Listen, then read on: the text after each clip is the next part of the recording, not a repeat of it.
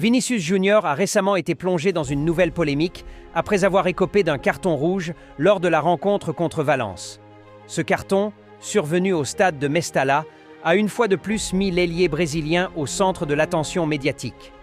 Malgré les critiques et les accusations, il a reçu le soutien indéfectible de son entraîneur, Carlo Ancelotti. Le technicien italien, toujours fidèle à son joueur, a exprimé sa solidarité et a souligné la difficulté d'être Vinicius.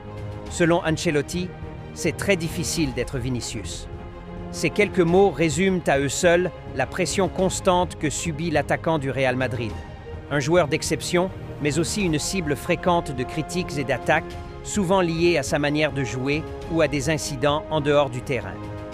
L'entraîneur du Real Madrid a ensuite abordé l'incident qui a eu lieu à Valence, où un carton rouge a été distribué à Vinicius après un accrochage avec un joueur adverse.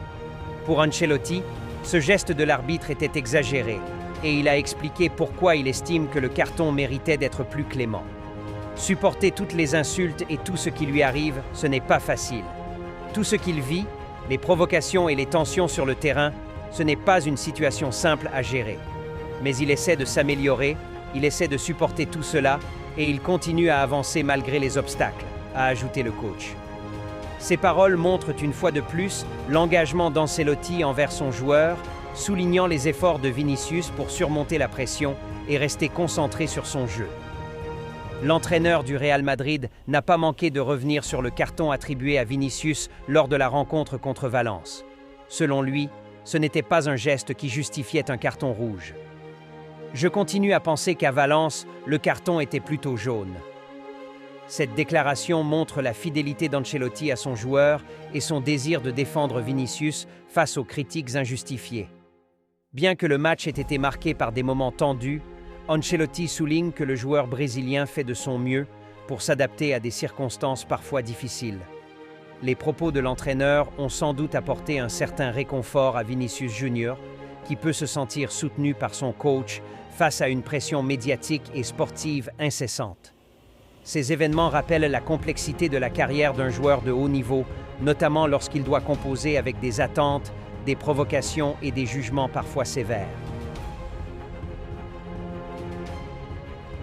Quelques jours avant la demi-finale de la Supercoupe d'Espagne opposant Majorque au Real Madrid, les tensions montent déjà en dehors des terrains.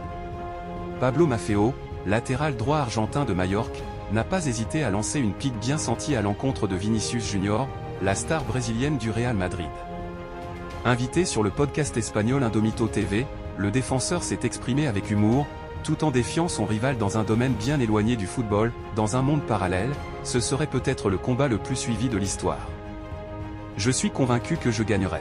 Je n'ai aucun doute, je l'éliminerai en 10 secondes, a-t-il ironisé, en faisant référence à un hypothétique combat entre les deux hommes. Cette déclaration s'inscrit dans une rivalité qui ne date pas d'hier. À chaque affrontement entre Majorque et le Real Madrid, les tensions entre Maffeo et Vinicius refont surface, alimentées par des duels souvent âpres sur le terrain. Le défenseur argentin a également expliqué sa stratégie face au Brésilien, connu pour son efficacité dans les précédentes confrontations. Dès le premier duel, je le mets au sol. C'est une manière de voir si je peux le sortir mentalement du match. Les provocations restent sur le terrain, mais j'apprécie ces défis, a-t-il confié, révélant son approche physique et mentale face au virevoltant ailier madrilène. Cependant, cette fois-ci, Maffeo n'aura pas l'occasion de mettre ses plans en pratique. En effet, Vinicius Junior sera absent pour cette demi-finale, suspendu pour l'intégralité de la compétition. Une sanction qui fait suite au carton rouge reçu par le Brésilien lors du dernier match de championnat face à Valence, un épisode qui avait déjà fait couler beaucoup d'encre. Cette suspension prive donc le public d'un duel souvent attendu entre deux joueurs au tempérament bien trempé. D'un côté, Vinicius, connu pour ses dribbles, sa vitesse et son flair offensif, de l'autre, Maffeo, réputé pour sa combativité et sa capacité à neutraliser ses adversaires directs. Bien que l'absence de l'ailier brésilien modifie les plans du Real Madrid, cette déclaration de Maffeo reflète l'intensité et l'émotion qui entourent cette rencontre, où chaque détail compte, que ce soit sur ou en dehors du terrain. Pour les supporters des deux équipes, l'attente reste palpable.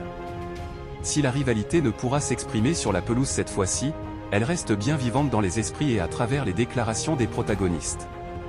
Une chose est sûre, ce match de Supercoupe d'Espagne promet encore son lot de rebondissements. Écarté au Real Madrid, Jesus Vallejo, 28 ans, envisage un départ dès ce mercato hivernal. Sous contrat jusqu'en juin 2025, le défenseur central a disputé seulement 10 minutes cette saison, lors d'un match face à Alaves en septembre, une preuve claire qu'il ne figure pas dans les plans de Carlo Ancelotti. Cette situation délicate, devenue insoutenable, le pousse désormais à tourner la page. Selon Arantxa Rodriguez, journaliste bien informé sur les coulisses du club, l'Espagnol aurait pris la décision de quitter Madrid dans les prochains jours. Son absence lors du récent match de Copa del Rey contre la modeste équipe de la Deportiva Minera, une rencontre où il aurait pu espérer du temps de jeu, a été officiellement attribuée à des problèmes physiques. Mais en réalité, cette mise à l'écart serait liée à sa volonté de chercher un nouveau club. Depuis plusieurs saisons, Vallejo peine à convaincre ses entraîneurs successifs au Real.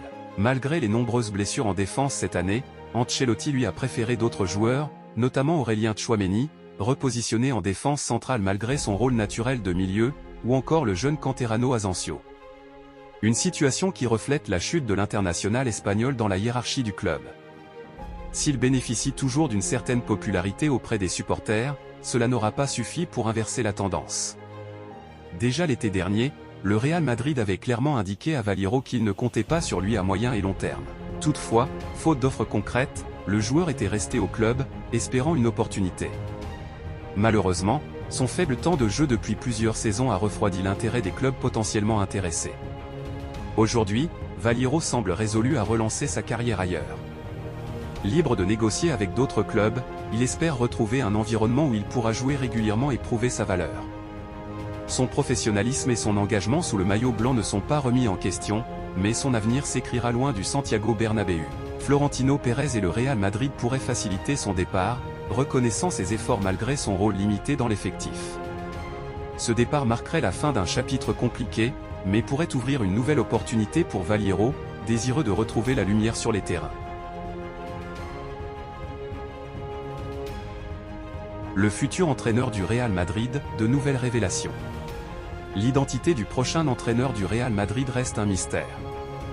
Bien que Carlo Ancelotti soit sous contrat jusqu'en 2026, la presse espagnole affirmait que la saison 2024/2025 marquerait la fin de son mandat à la tête du club.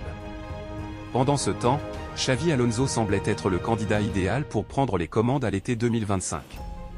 Quant à un retour de Zinedine Zidane, cette possibilité a rapidement été écartée par les médias proches du club ces dernières semaines. Cependant, de récents changements dans les plans de la direction madrilène viennent brouiller les cartes, comme l'indique le média Relevo. Ces changements concernent principalement Carlo Ancelotti et Xavi Alonso. Le départ d'Ancelotti n'est plus aussi certain qu'il l'était il y a quelques mois.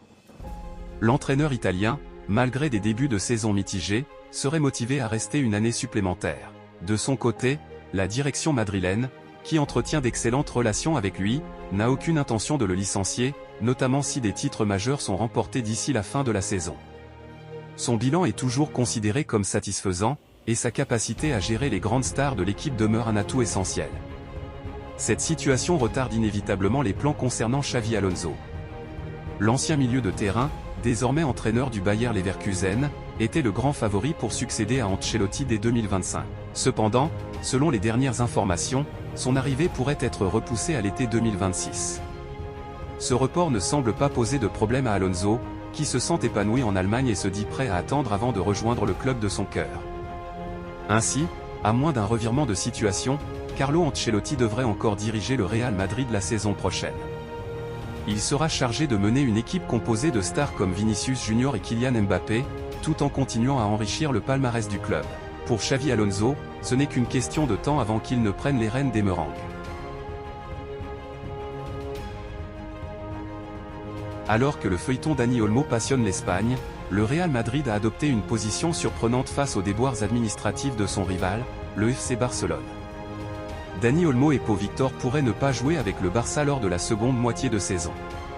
La Liga et la Fédération espagnole ont refusé les inscriptions des deux joueurs, affirmant que le club catalan n'avait pas soumis les documents nécessaires dans les délais impartis. Pour tenter de faire annuler cette décision, la direction du Barça a décidé de faire appel devant le Conseil supérieur du sport, CSD, et envisage même une procédure judiciaire en dernier recours. Cependant, les chances de succès paraissent minces, et la situation semble tourner au désavantage des Blaugrana.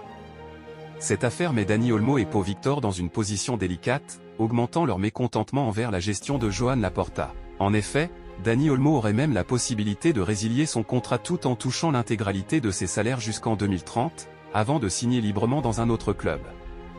Pendant que cette affaire fait couler beaucoup d'encre, le média espagnol Relevo a révélé des détails troublants. Plusieurs clubs de Liga, comme l'Athletic Bilbao, l'Atlético de Madrid et Séville, ont fait pression sur les instances dirigeantes pour que les règles soient appliquées de manière stricte, sans exception pour le FC Barcelone.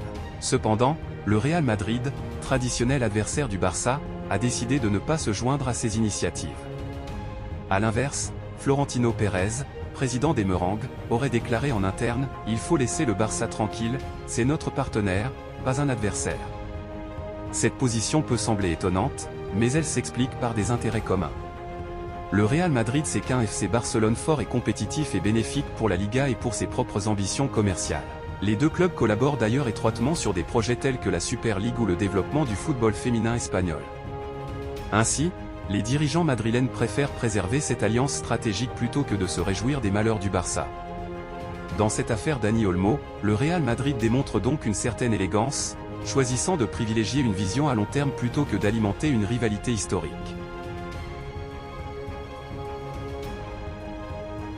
Le journal du dimanche, en partenariat avec IFOP, a dévoilé comme chaque année le classement des 50 personnalités préférées des Français pour 2024. Ce sondage, très attendu, met en lumière les figures les plus populaires dans divers domaines, mais également les changements notables d'une année sur l'autre. L'une des surprises de cette édition est la chute significative de Kylian Mbappé dans le classement. L'attaquant du Real Madrid, qui occupait la 22e place en 2023, a perdu pas moins de 14 positions et se retrouve désormais à la 36e place. Cette dégringolade est un phénomène qui mérite d'être analysé, notamment à travers certains éléments de son actualité récente. Un premier facteur expliquant cette baisse pourrait être sa décevante performance à l'Euro 2024 avec l'équipe de France, où l'attaquant n'a pas brillé comme prévu. Bien que sa qualité de joueur ne soit pas remise en question, le déclin des Bleus en compétition européenne a sans doute influencé l'image publique de Mbappé. De plus, ses multiples sorties controversées dans les médias ces derniers mois n'ont pas joué en sa faveur. Le joueur, parfois jugé trop pressé ou maladroit dans ses déclarations, a pu perdre une partie de son soutien populaire. Enfin, son conflit avec le PSG, son ancien club, a sans doute contribué à ternir son image auprès des fans. Les critiques et les tensions autour de son départ et de ses ambitions personnelles ont eu un impact visible sur sa popularité. Conséquence directe de cette chute, Kylian Mbappé n'est désormais plus le footballeur préféré des Français. Ce titre est revenu à Antoine Griezmann, qui se classe désormais 32e, malgré une légère perte de 6 places par rapport à 2023, où il occupait la 26e position. Griezmann, avec ses performances régulières en équipe de France et en club, continue de séduire le public, mais il n'échappe pas au changement de perception d'une année à l'autre. Parmi les autres figures du sport, Zinedine Zidane, l'icône du football français, se trouve en 17e position, perdant une place par rapport à 2023. Son charisme, bien qu'indéniable, semble légèrement diminuer avec le temps, mais il reste une référence incontournable pour les Français. En tête du classement, Jean-Jacques Goldman demeure inébranlable, occupant la première place depuis plusieurs années, fidèle à sa popularité auprès du public français. Dans le domaine sportif, les figures les mieux classées sont Teddy Riner, en 3e position, et Léon Marchand, qui occupe la 5e place. Ces deux athlètes, respectivement dans le judo et la natation, captent l'admiration du public grâce à leurs exploits exceptionnels sur la scène internationale. Ce classement, bien que révélateur des tendances et des évolutions dans la perception des personnalités françaises, rappelle aussi à quel point les événements sportifs et les prises de position publiques peuvent influencer la popularité d'une personnalité, même au sommet de sa carrière. Arne Slot, un homme habituellement réservé en matière de rumeurs de transfert, a cette fois décidé de répondre avec plus de clarté. Contrairement à ses récentes déclarations où il s'était abstenu de commenter les spéculations autour des joueurs comme Mohamed Salah ou Trent Alexander-Arnold, le technicien néerlandais n'a pas hésité à être plus direct lorsqu'il a été interrogé sur le cas du défenseur anglais. Interrogé sur la possibilité qu'Alexander-Arnold refuse une offre du Real Madrid, Slot a pris un moment avant de formuler sa réponse. Mais son message était sans ambiguïté. Est-ce qu'il est impossible qu'Arnold refuse une proposition du Real Madrid? Eh bien, si je regarde l'histoire, il y a eu un joueur à l'époque, Steven Gerrard, que le Real Madrid avait vraiment voulu recruter. Mais Gerrard n'est pas venu, il est resté à Liverpool. Donc, même si ça semble difficile à croire aujourd'hui, cela n'a pas été le cas pour d'autres joueurs dans le passé. Et tu connais mieux que moi les réalités du marché des transferts et des choix personnels des joueurs, a déclaré Arne Slot. Ce commentaire fait référence à l'épisode de l'intérêt du Real Madrid pour Steven Gerrard, une légende de Liverpool, qui a finalement choisi de rester à Anfield malgré les avances du club madrilène. C'est un rappel que, même pour des joueurs de calibre mondial, la décision de rejoindre une équipe prestigieuse comme le Real Madrid n'est jamais une évidence, et que de nombreux facteurs, y compris les liens émotionnels et les choix personnels, peuvent jouer un rôle déterminant. Trent Alexander-Arnold, quant à lui, est dans une situation contractuelle délicate. Alors que son contrat actuel avec Liverpool arrive à son terme en juin prochain, il est devenu l'une des priorités du Real Madrid pour renforcer sa défense. L'intérêt du club espagnol pour le joueur est bien documenté, et malgré les rumeurs persistantes sur son avenir, il reste l'un des talents les plus convoités du marché des transferts. Si Alexander-Arnold décidait de rejoindre le Real Madrid, cela marquerait un tournant dans sa carrière, mais également un coup dur pour Liverpool, qui perdrait l'un de ses éléments clés.